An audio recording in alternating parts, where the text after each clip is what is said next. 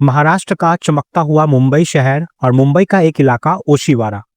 ओशिवारा के अंदर वेल्सक सोसाइटी नाम की एक शांत सी जगह, जहां रहने वाले थे इंजीनियर ऋतुराज शाहनी और उनकी मां आशा शाहनी। साल 2017 की 6 अगस्त की सुबह अमेरिका से लंबी फ्लाइट लेकर ऋतुराज भारत लौटा है और वो सीधा अपने फ्लैट के दरवाजे पर पहुंचता है और फिर थके हुए हाथों से दरवाजा खटखटाता है। एक बार, दो बार, तीन बार नहीं, 10 बार, लेकिन कोई जवाब नहीं। घंटी बजती रही, आवाज दी जाती रही, पर भीतर एक सन्नाटा पसरा था। बड़ा शहर, बड़े लोग और बड़ा अकेलापन। मजबूर होकर ऋतुराज बाजार जाता है और एक ताला खोलने वाले को ढूंढता है और कई घंटों की मेहनत के बाद चाबी बनती है और जब आखिरकार दरवाजा खुलता है तो जैसे दुनिया उसके चारों तरफ रुक जाती है। वो एक कमरे से दूसरे कमरे तक माँ माँ पुकारता हुआ दौड़ता है और जब वो बेडरूम पहुंचता है तब उसकी सांसें जो थी वो बिल्कुल थम जाती है। उसकी माँ 65 वर्षीय आशा साहनी बिस्तर पर शांत लेटी थी, लेकिन अब सिर्फ वो एक कंकाल बन चुकी थी। एक ऐसा दृश्य जो इंसान की आत्मा को तोड़ कर रख दे। अब यहाँ पर पुलिस आती है, जांच होती है और पता चलता है कि आशा साहनी की मौत को 4 महीने बीत चुके थे। 4 महीने तक कोई दरवाजा नहीं खटखटाया गया, कोई हालचाल नहीं पूछा गया, कोई फोन नहीं किया गया। यहाँ तक कि पड़ोसी भी इतने अनजान कि घर से आती दुर्गंध तक किसी को महसूस नहीं हुई। ये कहानी सिर्फ एक मौत की नहीं है, ये कहानी है एक अकेलेपन की, जिसने एक माँ को इस तरह मरने पर मजबूर किया कि उसकी मौत की खबर 4 महीने बाद उसके बेटे को खुद दरवाजा खोल कर देखनी पड़ी। और आज मैं आपको एक और ऐसी ही घटना सुनाने वाला हूँ जो सिर्फ दर्द नहीं देती बल्कि समाज को आईना दिखाती है। नमस्कार, मैं मुकेश। आज हम बात करने वाले हैं उत्तर प्रदेश के जौनपुर जिले की एक दिल दहला देने वाली सच्ची घटना की। जौनपुर का विकास समिति वृद्धा आश्रम और वहां रहने वाली 65 वर्षीय बुजुर्ग महिला शोभा देवी। ये कहानी की शुरुआत होती है जौनपुर से 196 किलोमीटर दूर भरोइया गांव गोरखपुर से। एक फोन कॉल जाता है। कॉल करने वाले थे वृद्धा आश्रम के रवि चौबे। उन्होंने फोन मिलाया और पूछा, क्या आप शोभा देवी के बेटे बोल रहे हैं? उधर से आवाज आती है, हाँ बोल रहा हूँ, क्या बात है?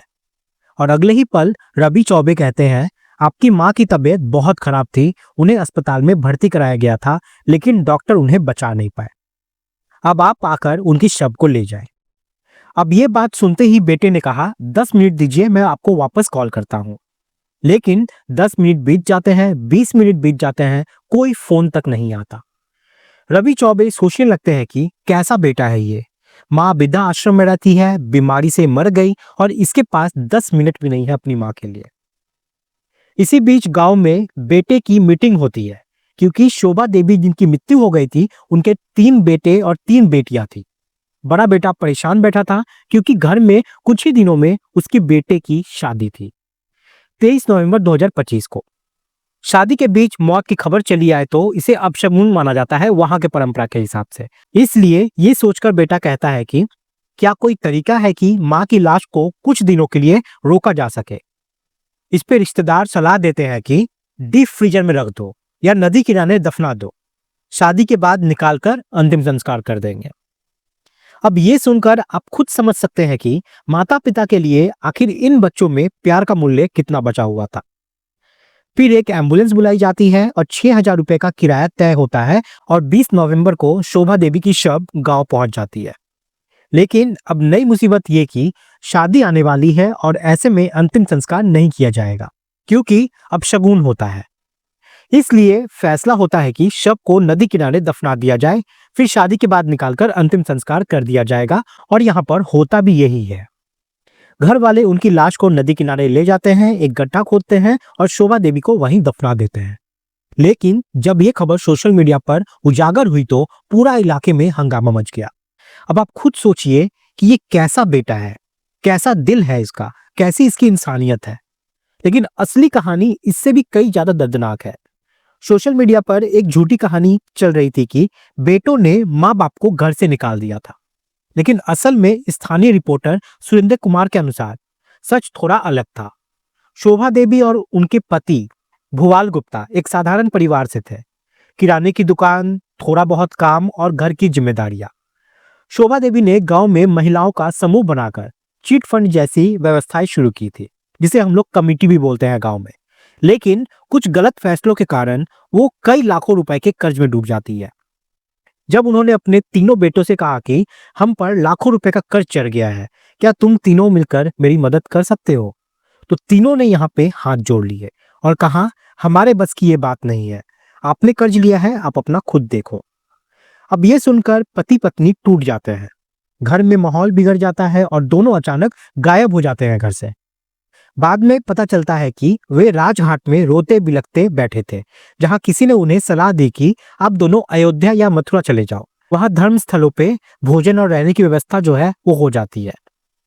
अब दोनों मथुरा जाते हैं और फिर वृद्धा आश्रम के माध्यम से शिफ्ट होकर जौनपुर पहुंच जाते हैं।